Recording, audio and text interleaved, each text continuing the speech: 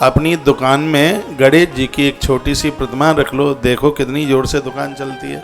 Shutter खोलो, दूरवा ले जाओ, 365 दिन दूरवा चढ़ती है। दूरवा में नीचे कलावा लगाओ, ग्राहक से बात में करो। स्नान करके दुकान में जितने भी व्यापारी वर्ग मुझे सुन पा रहे हैं, दुकानदार लोग सुन पा रहे हैं, आप स्नान करके मंगलवार और बुधवार और शनिवार तीनों दिनों में थोड़ा सा सिंदूर हल्का सा माथे पर लगा करके फिर जाइए।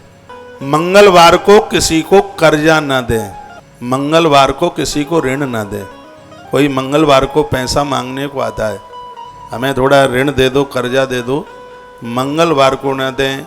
जमीन खरीदने का बयाना मंगलवार को ना दें, मकान खरीदने का बयाना मंगलवार को ना दें, गाड़ी प्रॉपर्टी ये सब मंगलवार को ना खरीदें।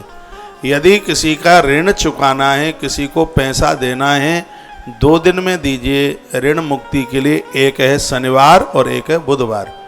किसी से आपने पैसा लिया है, अब वह उधारी वापस देनी है, तो 2 दिन बड़े अद्भुत हैं। एक बुधवार है और एक शनिवार है।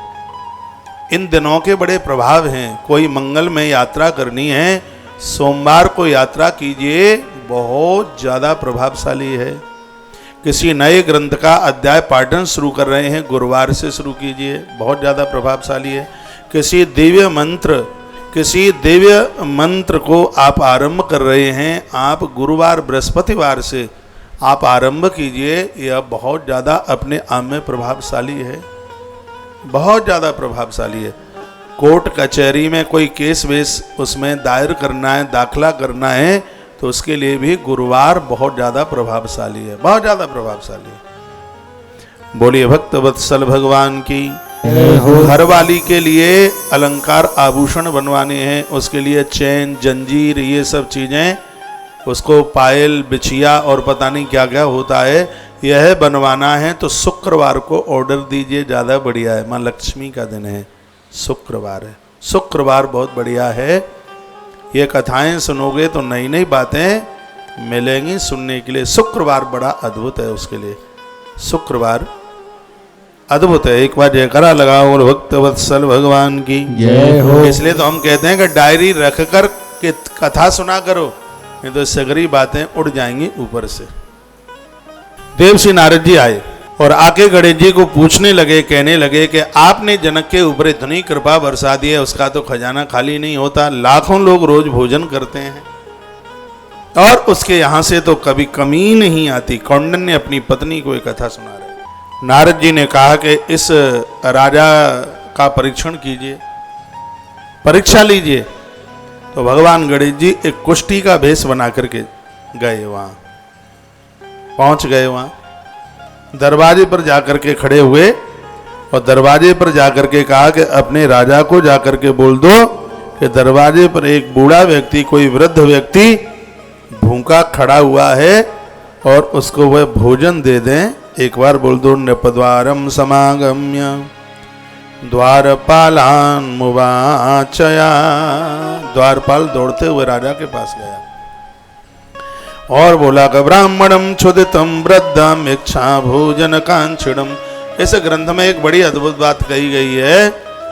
आप भोजन में पत्तल डालने के तत्पश्चात परोसने में ज्यादा देर न लगाएं। भूखा व्यक्ति बैठा हुआ है और वो प्रतीक्षा अन्न की करे, इसमें हमारे पुण्य क्षीण होंगे। इसलिए पहले पूरी व्यवस्था कीजिए, उसके बाद पत्तल डालिए तब बिठाइए, नहीं तो पत्तल पड़ी होती है, आधे आधे घंटे तक कोई आता ही नहीं है परोसने वाला। घर में वृद्ध लोग हैं, बुजुर्ग लोग हैं, भोजन के लिए प्रतीक्षा मत कराइए। द्वारपाल ने कहा, राजन इतना बूढ़ा आदमी है, दरवाजे पर खड़ा है और भूखा है, उसे प्रतीक्षा मत करवाइए। ये बात कही। ब्राह्मणम क्षुदितम वृद्धम इच्छा भोजन कांक्षिणम। और ब्राह्मण तो भूखा शेर की तरह होता है। हाँ, भूखा ब्राह्मण बड़ा खतरनाक है भूखा ब्राह्मण। और जब पेट भर जाए, टंकी फुल हो जाए तो कहता आह, और जब ये बोल दे आहा और वाहा और स्वाहा, तो तीनों ही शब्द बड़े कमाल के हैं। आहा वाहा, ये सबकी बड़ाई जल्दी नहीं करता।